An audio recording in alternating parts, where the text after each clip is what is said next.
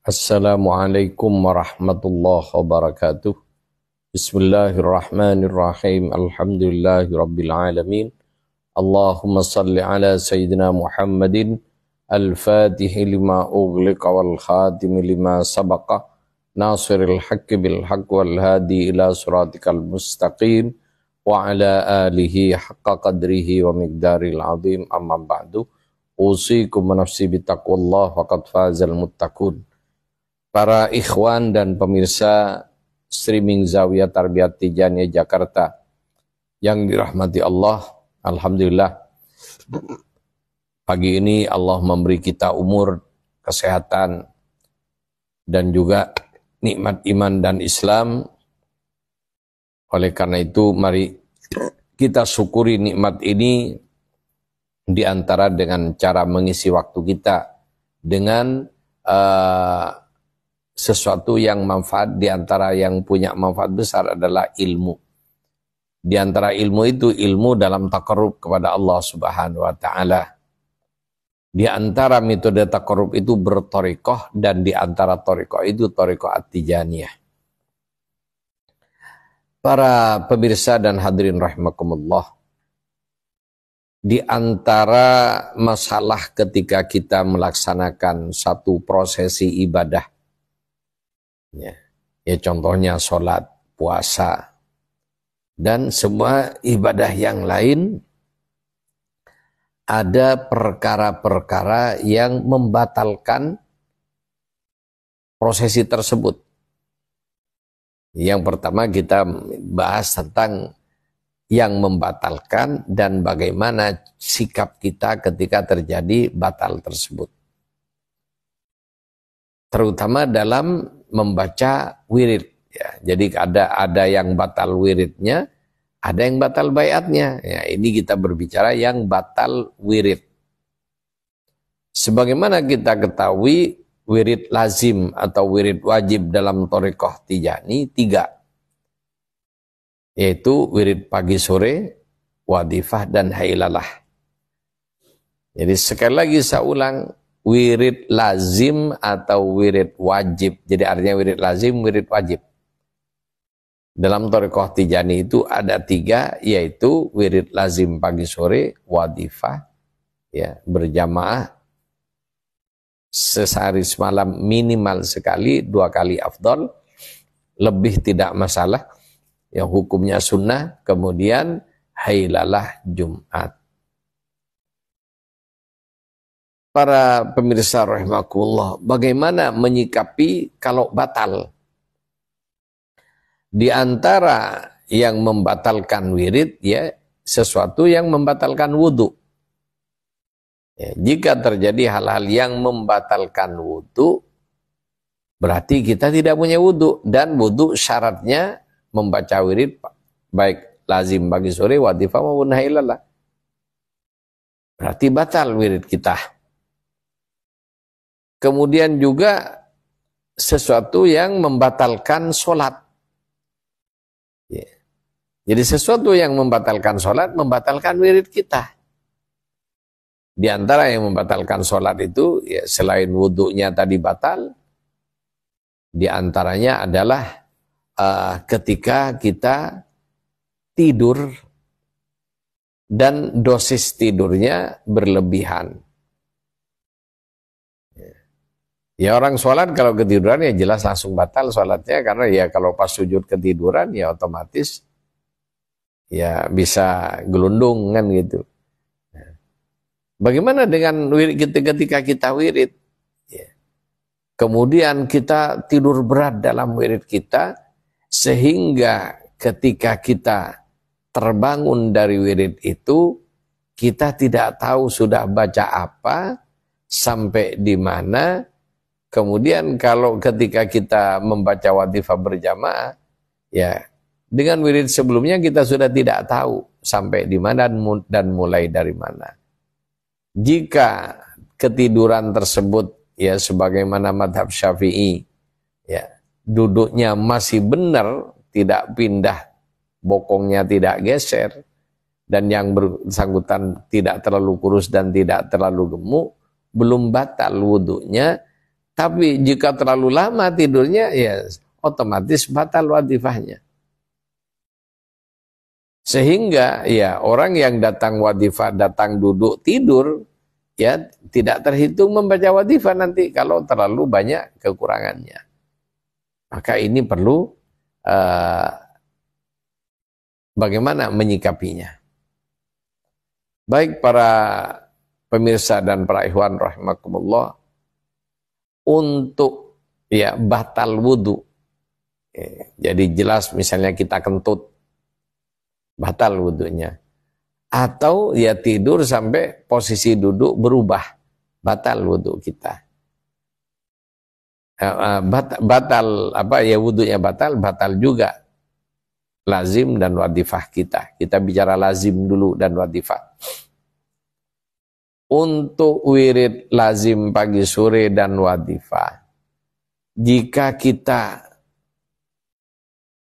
selama melaksanakan wirid tersebut terjadi batal wudu, walaupun sudah tinggal satu la ilaha illallah, ya, dari 100 la ilaha illallah yang terakhir dalam wirid lazim pagi sore, atau pada Jawharatul Kamal terakhir kita batal wudu kita, maka kita harus wudu dulu, kemudian memulai membaca lazim pagi sore dan wadifah itu dari awal. Untuk wadifah berjamaah, ya, misalnya tengah-tengah atau dari awal tiba-tiba tidak bisa nahan kentut misalnya, langsung batal. Karena orang banyak makan ubi biasanya kentutnya itu parah. Karena ubi membentuk gas dalam perut kita, maka jika terjadi batal ya, pada wirid lazim yang dibaca sendiri, ya sudah batal wudu dan memulai dari awal. Bagaimana kalau dalam wadifah? Jika terjadi batal, ya, maka ya yang bersangkutan cepat memperbarui wudunya, kembali ke tempat wadifah sebagai makmum masbuk. Sehingga yang tadi, ya yang sebelumnya kemudian wudunya batal, itu tidak dihitung lagi, karena itu sudah rusak. Maka datang ke tempat masuk ke shaf wadifah dengan nilai atau dengan kondisi makmum masbuk atau makmum terlambat. Kemudian ikuti bacaan imam, ya, dan dihitung. Makanya setiap ikhwan yang wadifah wajib membawa tasbih. Ya. Kalau tidak membawa tasbih, ya dihitung dengan tangannya, wajib dihitung. Karena wadifah ini hitungannya tidak boleh kurang, tidak boleh lebih. Ya. Kalau sengaja dilebihkan batal, sengaja kurang juga tidak sah wadifahnya. Makanya misalnya ya, sudah sampai salawat fatih dapat 25 imam, berarti kurang 25.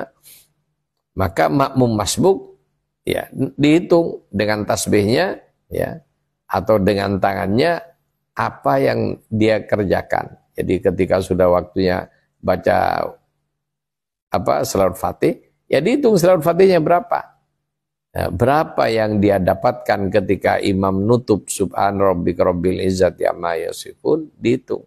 Oh ini berarti berapa kurangnya. Ketika imam sudah selesai dan jamaah yang lain, tandanya selesai adalah selesai Jawharatul Kamal, imam menutup, ya tahtim, nutup, innallaha wa malaikatahu yusholluna 'alan nabi. Ya ayyuhalladzina amanu shallu 'alaihi wasallimu taslima, sallallahu alaihi wa ala alihi wa sahbihi wasallam taslima, subhana rabbika rabbil izzati amma yasifun, wa salamun alal mursalin walhamdulillahi rabbil alamin. Ini penutup dari wirid lazim pagi sore, wadifah maupun hailalah. Ketika membaca wadifah berjamaah, imamnya sudah nutup, makmum masbuk jangan ikut baca innallaha. Maka dia ya kalau ada tempat yang memungkinkan dia bergeser ke tempat tersebut, kemudian memulai dengan istighfar 30 dan berapa kurang selawat fatihnya. Digenepin, ketika sudah genep maka ditutup sendiri innallaha malaikatahu yusholluna ala nabi sampai subhan rabbika rabbil izzati amma yasifun wa salamun alal mursalin walhamdulillahi rabbil alamin. Berdoa sendiri, dan doa ini hukumnya sunnah. Jadi misalnya tidak berdoa tidak apa-apa karena sunnah. Berdoa lebih baik. Oleh karena itu inilah cara kalau terjadi batal tengah jalan ketika kita berjamaah wadifah. Jadi wudhu lagi ikut berjamaah dengan status masbuk atau terlambat. Seperti selanjutnya bagaimana? Ya ikut imam dulu, selanjutnya setelah imam selesai mengerjakan apa yang kurang. Sah wadifahnya. Jika imamnya berhenti, makmum masbuk berhenti, berarti kurang wiridnya, maka tidak sah wiridnya. Itu. Ya termasuk juga jika terlalu banyak tidurnya sehingga terlalu banyak kurangnya, lah ini. Ya contohnya tengah jalan ketika baca surat Fatih ketiduran. Kemudian setelah itu subhan rabbika rabbil izzati amma yasifun terbangun atau dibangunkan sama temannya, sehingga lah itu berapa? Kan dia pegang tasbih. Nah ini. Makanya kalau tidak pegang tasbih, kalau dihitung dengan tangan buyar semua. Jadi sudah dapat berapa tidak tahu kan? Tapi kalau pegang tasbih, tasbihnya tidak lepas, tahu dapat berapa membaca selawat Fatih. Sehingga ya kurangnya tadi dihitung, maka begitu imam selesai jangan ikut nutup. Kekurangan yang ketiduran tadi dibaca dulu, baru ditutup sendiri dan berdoa. Itu kalau terjadi pada ketiduran. Ya, kalau terjadi pada batal, ya kalau batal wudhu, ya wudhu dulu. Kembali ke shaf wadifah seperti yang sudah saya jelaskan tadi. Seperti itu. Jadi tidak cukup datang ke zawiyah, ikut berjamaah wadifah, habis itu ya tidur. Ini kemudian ya tidak wiritannya tidak lengkap, itu tidak cukup baca wadifah berjamaah kalau tidak lengkap, kecuali sedikit. Jadi yang bisa dimaklumi itu kalau ketidurannya kesirap. Jadi misalnya ketika baca surat Fatih kesekian kalinya ngantuk banget, kesirap tet. Nah, kemudian ya kurangnya itu ketika selesai ya mungkin hanya kurang 1 atau kurang 2, itu masih gampangnya istilah fikihnya ditanggung imam. Tapi kalau terlalu banyak, lebih dari 3, ya apalagi sampai 10 dan seterusnya, ya kalau tidak dipenuhi ya tidak sah wadifahnya. Ini. Makanya sebelum baca wadifah berjamaah, kita persiapkan. Ya, badan kita harus sehat, fresh, sehingga ketika berjamaah wadifah tidak ketiduran.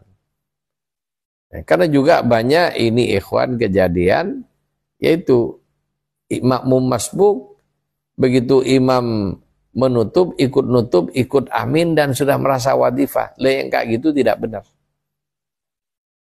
Jadi kalau terjadi ikhwan datang ke tempat wadifah terlambat, maka berapapun kekurangannya, mau sedikit maupun banyak, itu kita harus dilunasi. Itu. Apalagi sudah datang ke tempat wadifah, sudah waktunya baca Jawharatul Kamal. Ikut baca Jawharatul Kamal, imamnya berdoa, ikut berdoa. Ya sudah. Hanya ya tidak dapat wadifahnya, maka yang bersangkutan harus wadifah sendiri. Kalau masih ada orang yang bisa diajak berjamaah, harus nyari teman berjamaah. Kalau tidak, ya terpaksa dia hanya bisa wadifah sendiri nanti. Jadi ini jika terjadi kebatalan pada wirid lazim maupun wadifah. Ya kalau lazim karena sendiri, ya Ketika batal tengah jalan, ya sudah wudhu, kemudian memulai dari awal. Berbeda dengan wadifah karena harus berjamaah, maka ketika batal wudhu kembali ke shaf wadifah berjamaah, kemudian ikut imam, kekurangannya ditutupi setelah imam menutup wirid. Itu perbedaan kalau kita batal dalam wadifah. Bagaimana kalau kita batal dalam membaca hailalah? Ya. Untuk hailalah berbeda aturannya. Jadi misalnya ikhwan batal, tengah-tengah, ya, dapat 500 batal, maka ya cepat wudhu. Kemudian untuk hailalah, yang awal, yang sebelum batal tadi tidak hilang hitungannya. Ya. Begitu selesai wudhu, masuk shaf lagi, ya berjamaah lagi, meneruskan hailalahnya. Ya. Biasanya ya ketika selesai sudah maghrib, dan ketika misalnya tidak sampai 1000, ya sudah masuk waktu maghrib, maka ketika masuk waktu maghrib sudah tidak bisa membaca hailalah lagi karena waktunya habis. Sehingga walaupun kurang ya sudah. Ya berarti dia dapat kerugian karena tidak bisa melengkapi hailalah Jumat yang kalau dihitung minimal 1000. Kalau dihitung pakai waktu minimal 1 jam falakiyah atau 50 menit, maksimum 1,5 jam yang dalam kategori jam falakiyah 75 menit, karena 1 jam 50 menit. Bukan 60 menit dalam jam falakiyah. Istilahnya seperti itu. Kalau dihitung waktunya cukup minimal 1000, 1200, maksimal pendapat yang umum itu 1600. Ada juga ijazah khusus ya yang diberikan oleh Syekh Ibrahim Ar-Riyahi Tunis, itu hailalah 2000.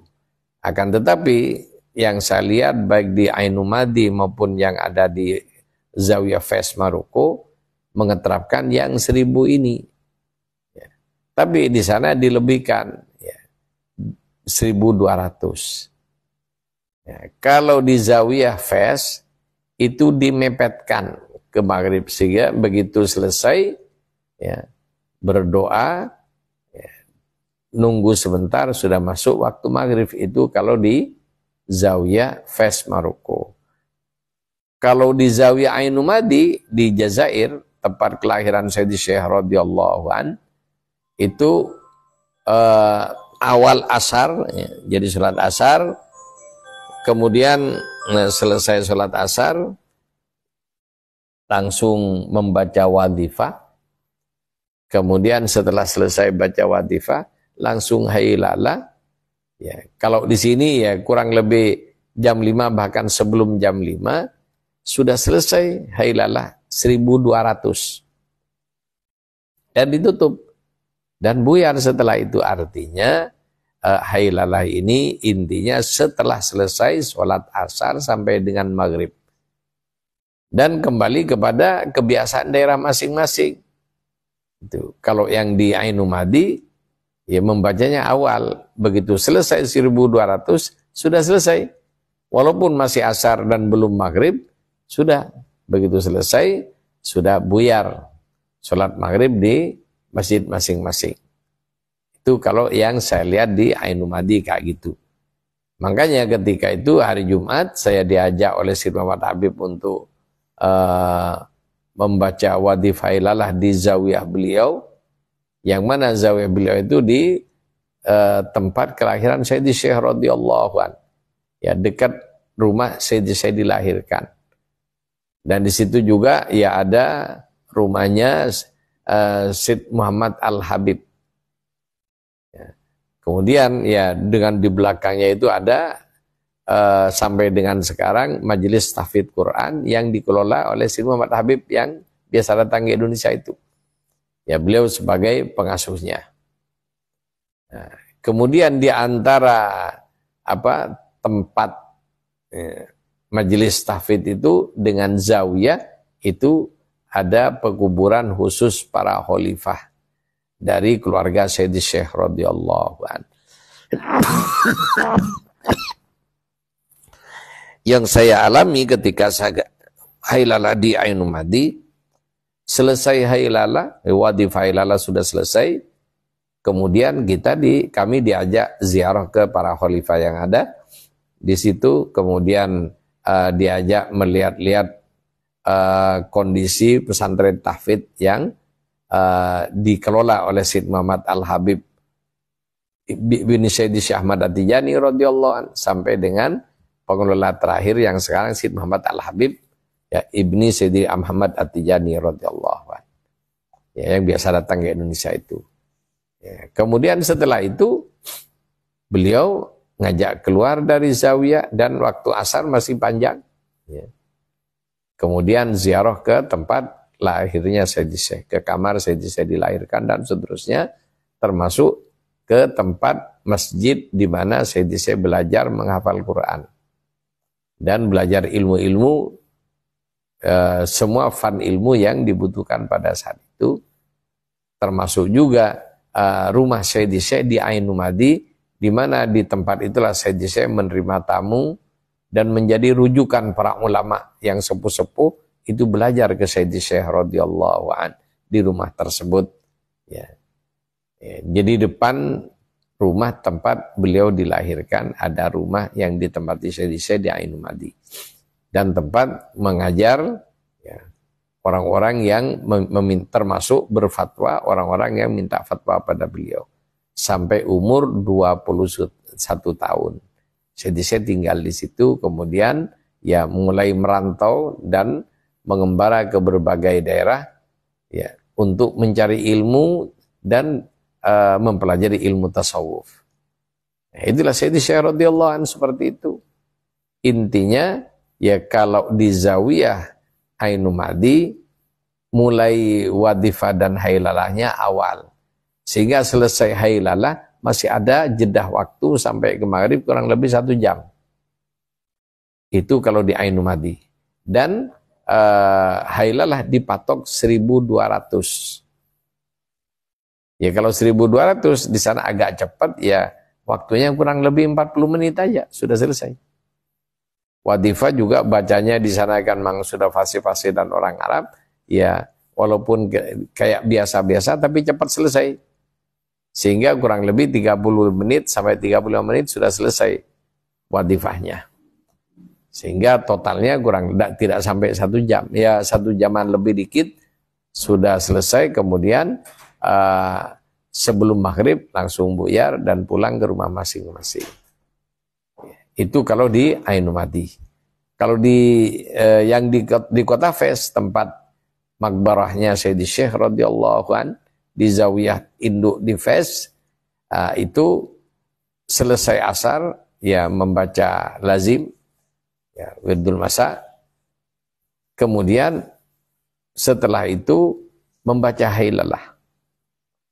Karena waktu asar di Maroko itu panjang ya, jadi asar ke maghrib itu panjang 2 jam lebih, maka jedah waktu selesai baca wadifah ini santai dan diisi dengan ceramah-ceramah, penjelasan-penjelasan tentang thariqah sampai ya maghrib, menjelang maghrib kurang lebih 50 menit atau 1 jam sebelum maghrib.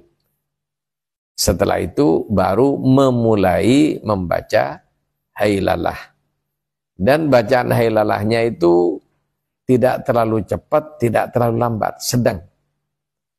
Ya, yang saya, karena juga kadang-kadang berubah sesuai dengan imam wadifah hailalah di zawiyah, siapa yang imami.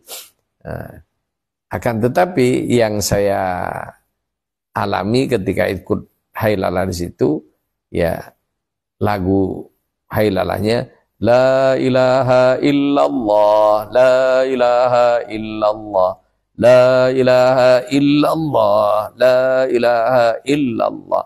Kayak gini, agak sedang kecepatan. ritmenya sedang, tidak terlalu cepat, tidak terlalu lambat, sehingga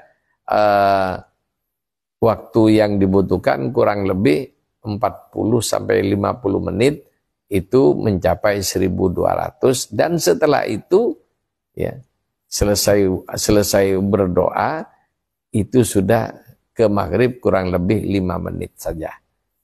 Langsung adzan maghrib. Itu praktek yang ada di Maroko, di Zawiya Fez Maroko.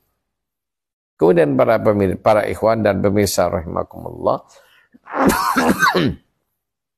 kalau terjadi batal pada hailalah seperti tadi, langsung wudhu, kemudian masuk lagi dan meneruskan. Tidak harus mengulang dari depan, berbeda dengan kita membaca wirid lazim. Ya, kalau wirid lazim harus dari depan karena itu sendiri-sendiri, tidak boleh berjamaah. Tidak terikat dengan orang lain. Jadi mulai dari depan lagi kalau terjadi batal. Kalau wadifah ya masuk ke makmum masbuk. Adapun hailalah ya misalnya terjadi kebatalan tengah jalan, ya tinggal wudhu, begitu selesai meneruskan. Seperti itu masalah berkenaan dengan batal. Kemudian bagaimana kalau kita keliru ya dalam wirid? Itu. Ya, kekeliruan biasanya terjadi ketika kita ini rata-rata sendiri. Karena kalau ketika sendiri pada waktu tertentu kadang-kadang pikiran blong, tidak konsentrasi, sehingga bisa terjadi kekeliruan. Misalnya ya membaca lazim, setelah muqaddimah niat nawaitu dan seterusnya lillahi ta'ala, baca al-fatihah. Kemudian ada yang baca surat fatih, ada yang tidak masalah, bukan wajib. Setelah selesai membaca surat fatih, ada yang baca makosid. Ya. Yang tidak baca makosid, ya baca astagfirullah langsung 100 kali. Kemudian karena pikiran tidak fokus, jadi selawat fatih sunnah setelah baca al-fatihah, baca selawat fatih. Itu karena tidak fokus, langsung dihitung, sehingga lazimnya dimulai dengan selawat fatih. Tengah jalan baru ingat kalau belum baca istighfar. Atau begitu sampai 100 baru ingat kalau belum baca istighfar. Nah, jika terjadi seperti ini, ya, berarti keliru dia membaca lazim tersebut hitungannya. Ya karena sudah kadung keliru, misalnya tengah jalan baru sadar kalau fatihnya ini aslinya fatih sunnah sebelum wirid, ternyata langsung dihitung sebagai wirid dan sudah dapat 50 lebih, ya lanjutkan sampai 100. Kemudian ya setelah itu baru baca istighfar. Berarti di sini gilirannya salah. Ya. Karena gilirannya salah berarti yang bersangkutan tergolong alpa. Ya, selesai baca istighfar 100, langsung baca la ilaha illallah karena selawat fatihnya sudah selesai. Nah, karena terjadi salah giliran kayak gini, maka yang bersangkutan harus bayar denda. Apa dendanya? Membaca istighfar 100 kali niat jabar. Ini yang pertama. Salah satu bentuk kekeliruan pertama biasanya yaitu setelah baca Fatihah, kemudian baca surat Fatih yang sifatnya sunnah, ya sekali atau 3 kali itu, karena tidak fokus maka lanjut dihitung sebagai surat Fatih wajib dalam wirid, sehingga lupa beristighfar. Ini. Kemudian berikutnya contoh-contoh kesalahan yang lain,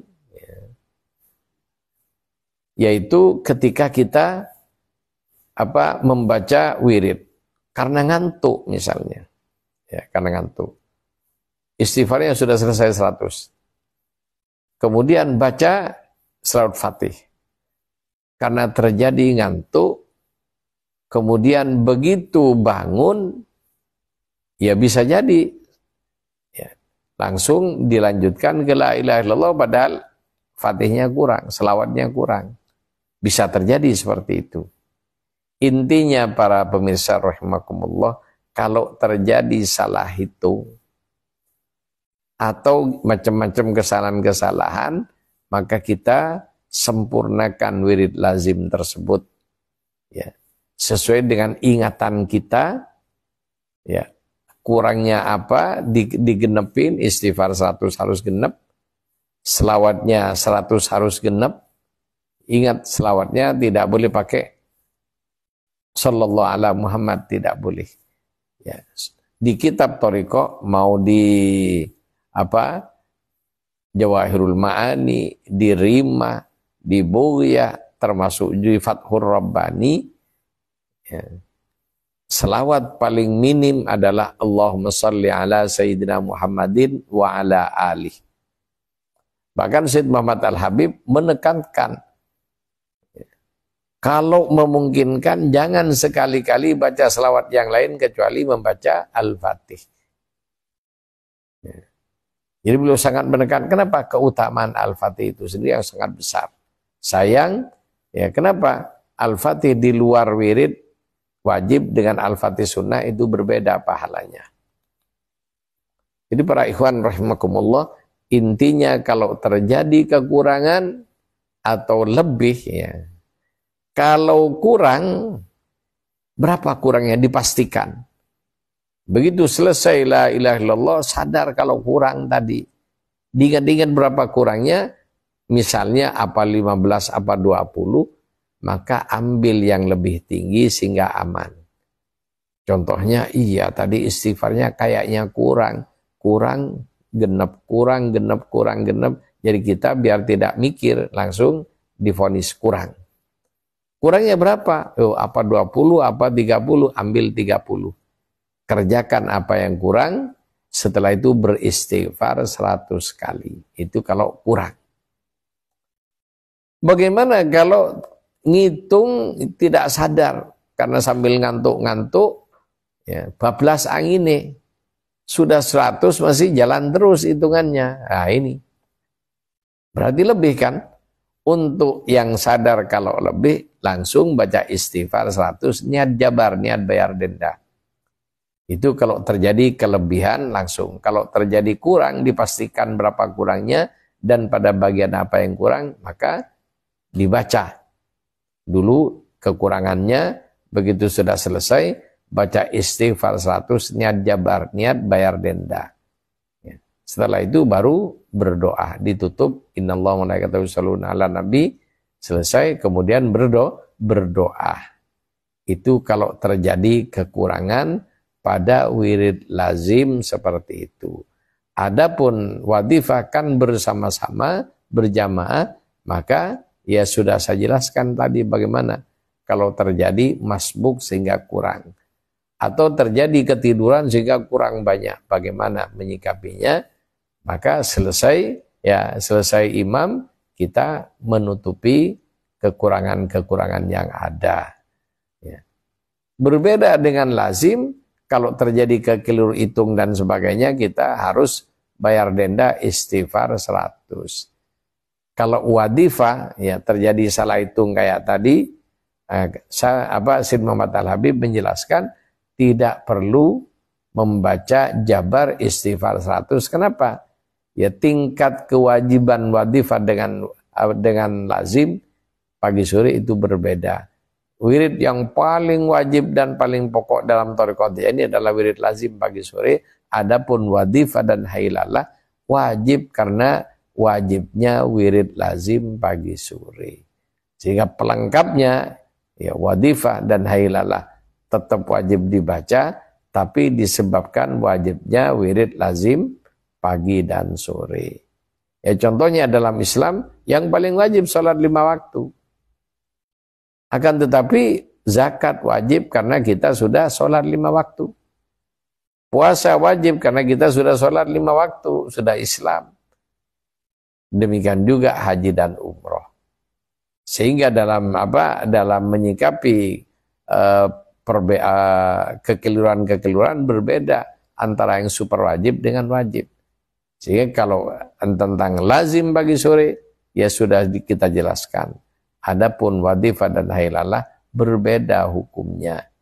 Ya dalam Islam juga sama, ketika kita keliru dalam sholat, maka ada kaifiat-kaifiat bagaimana menyikapi kekeliruan tersebut, dan setelah itu sujud sahwi itu kalau sholat.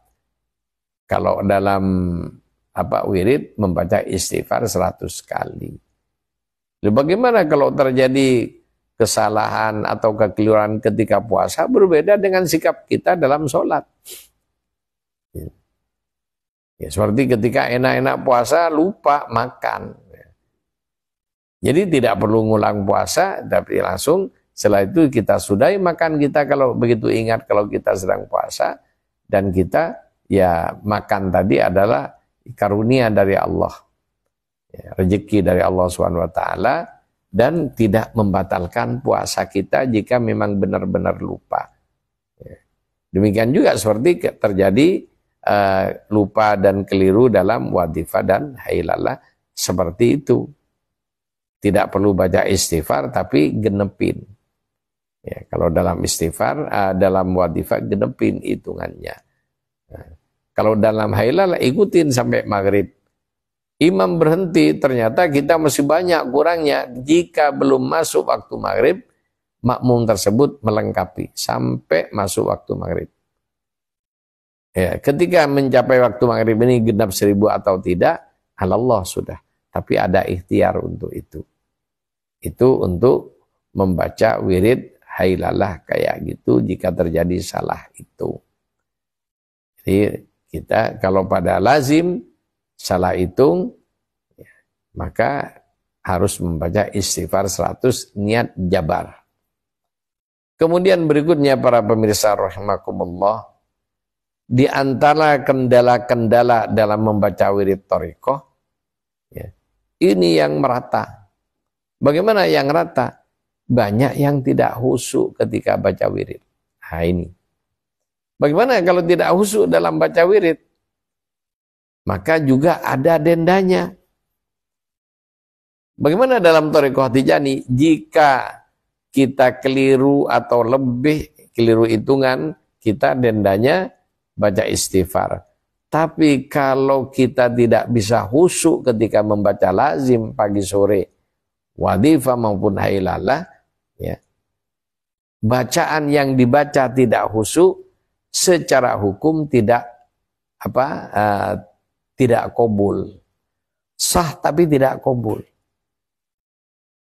Maka bagaimana agar supaya menjadi wirid yang qabul ilallah?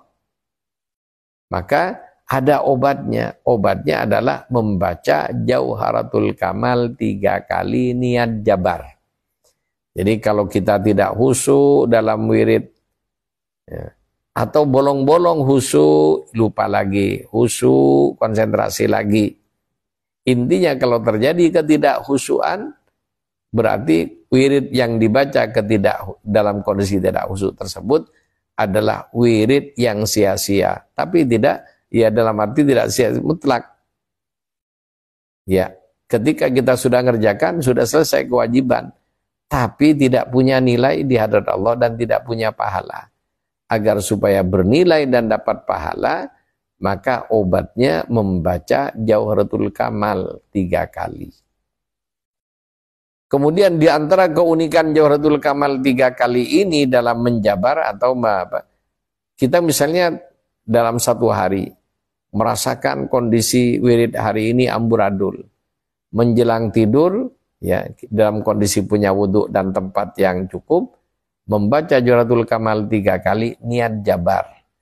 Maka amal, ya, yang dijabar, baik yang sholat wajib diikutkan semua amal kebaikan yang dilakukan hari itu, yang dilakukan tanpa ingat kepada Allah dalam kondisi tidak khusyuk, maka niat bayar denda terhadap semuanya.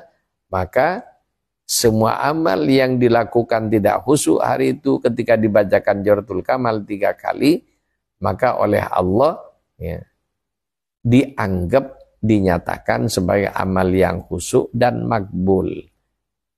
Dan dicatat ya, dicatat oleh Allah melalui para malaikatnya seperti itu. Kemudian bagaimana? Ternyata dulu-dulu amal kita juga lebih banyak tidak khusyuk dengan yang khusyuk. Sama ya jabarnya. Jadi misalnya ya, kita jabar mingguan atau tiap malam, dianjurkan tiap malam setelah selesai isya dan mengerjakan semua wirid, menjabar semua amal seharian dengan Jawharatul Kamal 3 kali. Jawharatul Kamal 3 kali ini pun juga bisa menjabar atau membayar denda ketidakhusyuan kita membaca wirid dan ibadah sejak kita balik sampai kita umur sekarang ini. Ya kan sekarang saya sudah 60 lebih. Saya sholat ya dan masuk kategori balik misalnya umur 15. Jadi amal saya yang tidak khusyuk sejak saya balik dan wajib melaksanakan sholat 5 waktu dan kewajiban yang lain yang bersifat amal seperti wirid dan sebagainya yang tidak khusyuk ya, mohon kepada Allah seluruh amal saya sejak saya balik sampai dengan hari ini kita baca Jawharatul Kamal ya, dikabulkan oleh Allah dan dicatat oleh Allah sebagai amal yang khusyuk. Juga cukup baca Jawharatul Kamal 3 kali, tidak perlu nambah ya. Kita membaca Jawharatul Kamal 3 kali, niat jabar semua amal yang tidak khusyuk ya. Sejak kita balik sampai dengan hari ini tercover semuanya. Allah perintahkan malaikatnya untuk mengambil semua catatan amal yang tidak khusyuk tersebut dan dicatat sebagai amal yang khusyuk dan qabul indallah ya, bisyafaati Rasulullah dan karomahnya Sayyidi Syekh radhiyallahu anhu. Ini keuntungan-keuntungan yang bisa kita dapatkan dengan membaca dan mengambil izin baiat wirid thariqah Tijani. Jadi qabulnya bukan karena hebatnya amal kita, tapi karena karomahnya Sayyidi Syekh dan syafaat Rasulullah sallallahu alaihi wasallam sebagai pemilik thariqah ini. Jadi inilah para ikhwan rahimakumullah beberapa penjelasan yang mampu saya sampaikan ya. Adapun pernik-pernik dalam thariqah ini banyak, sehingga setiap ikhwan dan juga setiap ustadz-ustadz perlu eksplor, mempelajari sebanyak-banyaknya ya, dengan mohon kepada Allah agar supaya ibadah kita semakin lama semakin baik, semakin lama makin sempurna dan menjadi amal-amal yang makbul dan menjadi amal yang akan meloloskan kita menuju ampunan Allah, keridhaan Allah dan cinta serta dicintai oleh Allah Subhanahu wa taala. Demikian. Ada pertanyaan?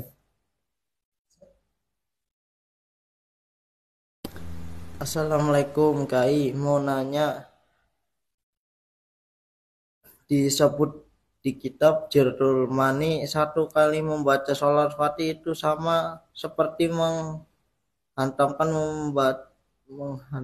menghatamkan Quran, membaca dalul dalailul khairat.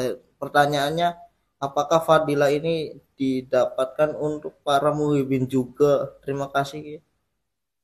Ya, jadi ikhwan Tijani yang membaca selawat Fatih ya, itu mendapatkan keutamaan membaca dalail sekian kali, lupa saya kan itu.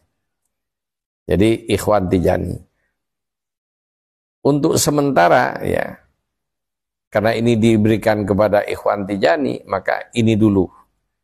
Saya tidak mau berandai-andai dengan sesuatu yang tidak tahu pasti. Akan tetapi kalau kita ya, melihat fadilah, ya ini fadilah untuk ikhwan. Ada fadilah membaca salat Fatih untuk di luar ikhwan Tijani. Kalau bukan ikhwan Tijani membaca selawat Fatih, keutamaannya mendapatkan sama dengan membaca semua sholawat. Ya, selawat apa saja, panjang maupun pendek, ya, dan dapat kelipatan 600.000 kelipatan. Sehingga baca selawat yang lain ya, dapat selawat dari Allah 10 kali, membaca selawat Fatih dikalikan 600.000 kali. Ya, selawat dari Allah yang diberikan kepada orang yang bersangkutan. Ini tidak harus ikhwan, siapapun umat Islam yang membaca selawat Fatih dapat pahala membaca selawat yang lain baik panjang maupun pendek 600.000 kali lipat selawat yang lain. Karena tidak dikhususkan dengan dalail yang di sini kalimatnya untuk kalimat panjang, selawat yang panjang maupun yang pendek, ya dalail itu selawat yang panjang. Ya, satu kitab. Terus bagaimana? Ya kalau Allah menghendaki dengan keutamaan yang Allah berikan pada Al-Fatih yang melingkup baik maknanya termasuk asrornya, maka selawat Fatih lebih afdol dari semua selawat yang ada termasuk dalail. Pahalanya dapat kelipatan membaca dalail 600.000 juga. Seperti itu. Dan ini berlaku bagi ikhwan maupun muhibbin. Demikian. Assalamualaikum Abah Kiai. Mohon minta penjelasan tentang masalah hijab 150 hijab antara diri kita sama Allah Subhanahu wa taala dan Rasulullah. Perkara apa yang dihijabkan diri kita tersebut selain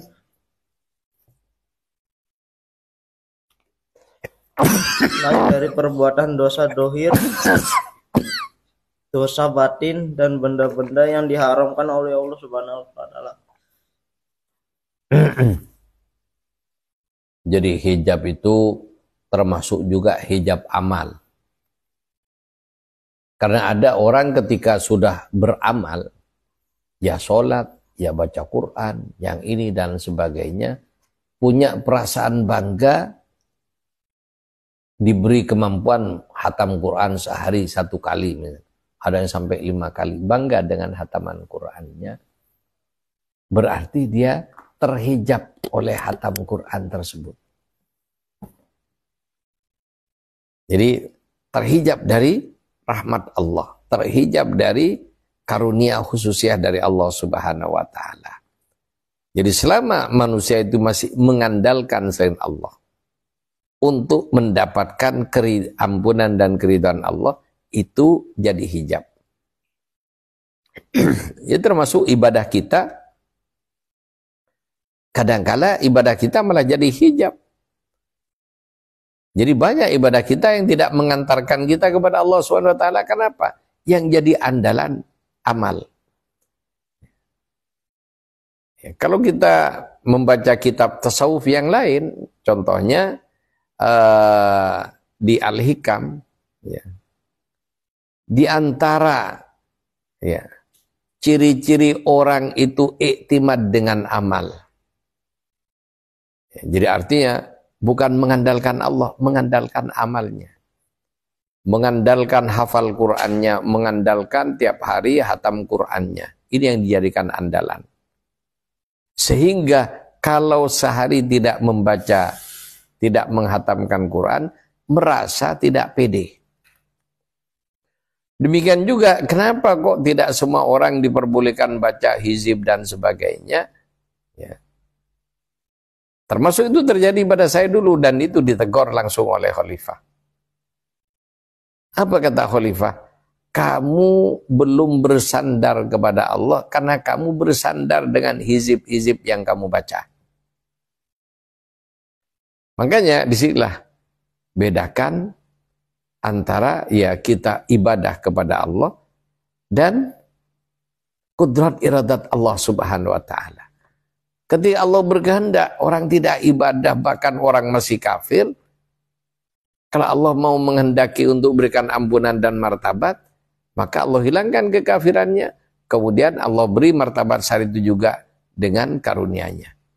Ya seperti ya zamannya Syekh Abdul Qadir, ada wali abdal meninggal, setelah dikubur Syekh Abdul Qadir memilih orang Majusi yang masih kafir, diambil sama beliau, dicukur, kemudian ya dengan keberkahan dan kekaromah beliau, ya, dipegang dadanya, salaman dengan beliau, karena orang yang salaman dengan Syekh Abdul Qadir dijamin masuk surga.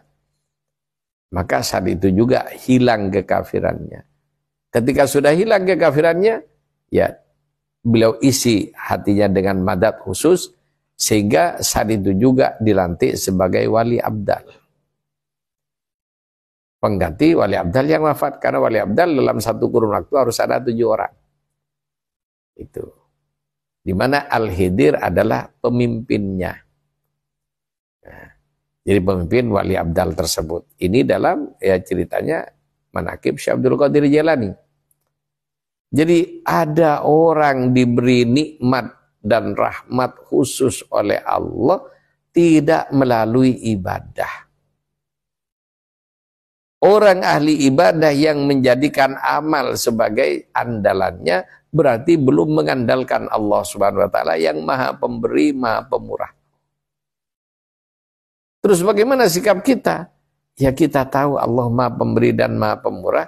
Ketika Allah menghendaki, Allah bisa saja memberi apa saja kepada kita sesuai dengan kudrat dan iradatnya, tanpa berdoa, tanpa ini, tanpa itu dan sebagainya, murni kehendak Allah Subhanahu wa taala. Ya, ketika kita ibadah, ya, ibadah kita, kenapa kok kita ibadah, kenapa kok baca surat Fatihah banyak, kenapa kok menghatamkan tiap hari 1 kali? Ya. Jadi ini jangan kita jadikan andalan. Kita jadikan ini semua sebagai ibaratnya hidangan makanan rohani dari Allah yang kita nikmati. Jadi Allah memberi kita hafal Quran, ini sudah nikmat. Memberi kita kemauan hataman tiap hari, ini sudah nikmat. Dilaksanakan, menikmati hidangan Allah Subhanahu wa taala. Akan tetapi kita dalam hal ini tidak memandang amal kita inilah yang menjadikan Allah memberikan nikmat selanjutnya pada kita. Apa? Kita bersandar dengan kudrat dan iradat Allah Subhanahu wa taala. Ya termasuk juga, ya. Kan memang ilmu juga hijab.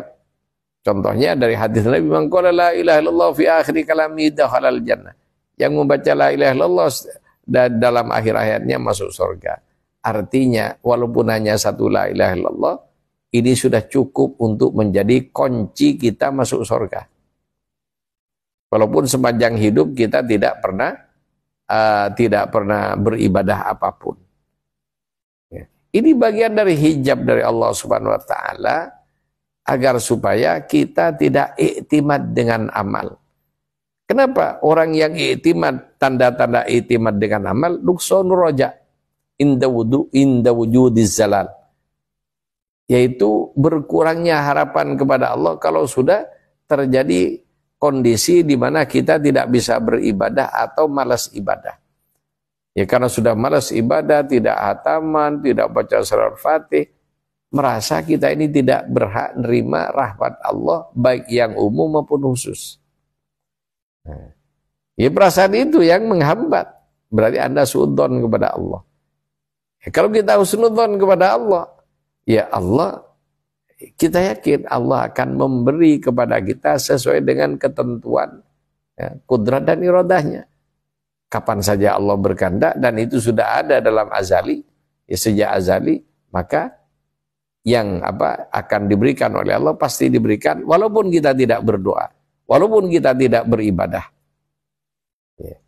Dan ya Allah Subhanahu wa taala berhak, ya. Sekali lagi, dengan hak prerogatifnya sebagai pencipta, pemelihara, dan penentu segala sesuatu, ya, Allah berhak memasukkan ke surganya siapapun yang dikehendaki. Akan tetapi ada syariat. Jadi yang dikehendaki adalah orang yang iman beramal soleh.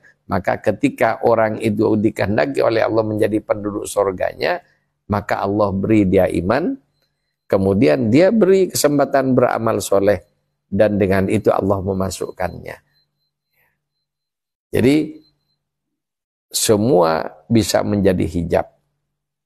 termasuk ibadah kita bisa menjadi hijab. Ya, jadi hijab yang 165.000 itu ya macam-macam.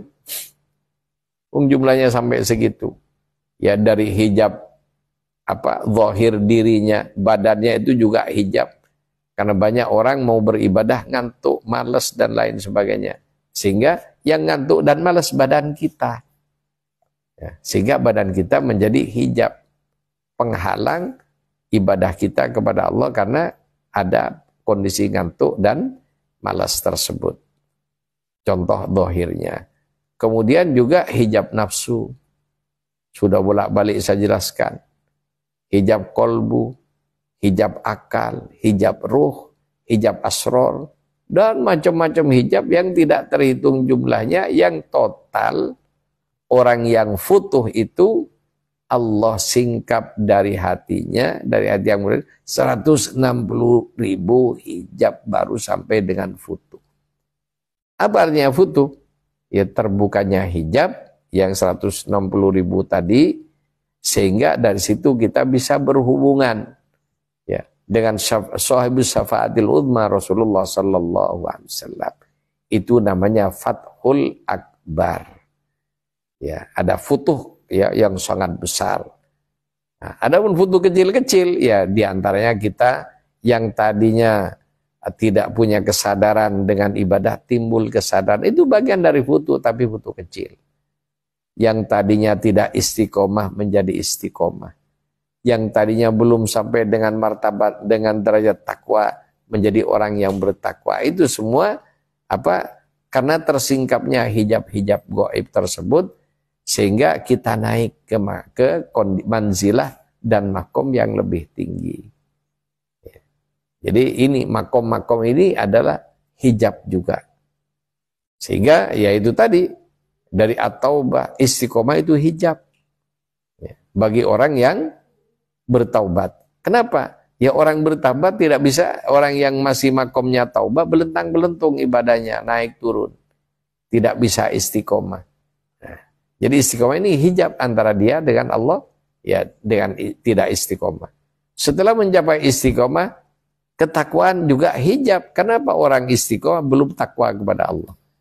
Ketika naik lagi orang bertakwa, puncak dari martabat muslim, maka iman, ya mukmin itu hijab baginya.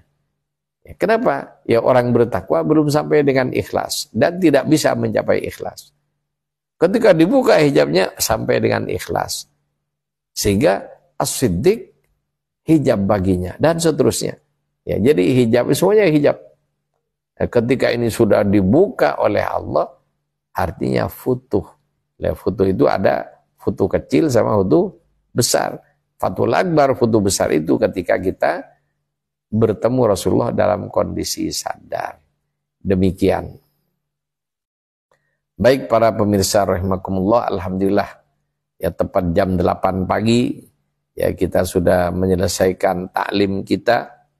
Semoga ini menjadi ilmu yang manfaat, yang membuka cakrawala pengetahuan kita, membuka cakrawala keimanan kita, membuka cakrawala keistiqomahan kita sebagai bekal untuk selamat menuju hadrat Allah Subhanahu wa taala. Kurang lebihnya mohon maaf. Wassalamualaikum warahmatullahi wabarakatuh.